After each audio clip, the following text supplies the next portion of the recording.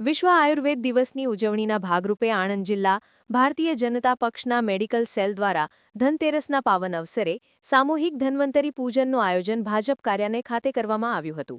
આરોગ્યના દેવતા ભગવાન ધન્વંતરીના પૂજન અર્ચન કાર્યક્રમમાં ગુજરાત રાજ્યના નવનિયુક્ત મંત્રી રમણભાઈ સોલંકી અને આણંદના સંસદ સભ્ય મિતેશ પટેલની વિશેષ ઉપસ્થિતિ નોંધાઈ હતી.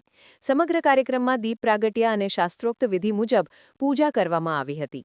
આ સામૂહિક પૂજનમાં આણંદ જિલ્લા ભાજપના પ્રમુખ સંજયભાઈ પટેલ સહિત સંગઠનના અગ્રણી હોદ્દેદારો અને મોટી સંખ્યામાં પક્ષના કાર્યકર્તા ભાઈઓ તથા બહેનોએ ઉત્સાહભેર ભાગ લીધો હતો. મેડિકલ સેલ દ્વારા આયોજિત આ કાર્યક્રમનો મુખ્ય ઉદ્દેશ્ય ભારતીય સંસ્કૃતિના આયુર્વેદના મહત્વને ઉજાગર કરવાનું અને ભગવાન ધન્વંતરીના આશીર્વાદ સાથે સૌના ઉત્તમ સ્વાસ્થ્યની કામના કરવાનો હતો. ધનતેરસનો દિવસ સ્વાસ્થ્ય અને સમૃદ્ધિ સાથે જોડાયેલો હોવાથી આ દિવસે ધન્વંતરી પૂજનનું વિશેષ ધાર્મિક મહત્વ રહેલું છે.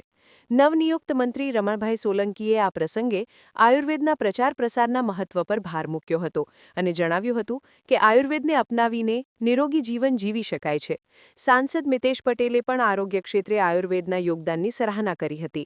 આ સામૂહિક પૂજન થકી ભારતીય જનતા પક્ષના કાર્યકરોમાં આરોગ્ય પ્રત્યેની જાગૃતિ અને સકારાત્મકતાનો સંદેશ ફેલાયો હતો, જે આયુર્વેદને લોકભોગ્ય બનાવવાની દિશામાં એક સરાહનીય પ્રયાસ ગણાય.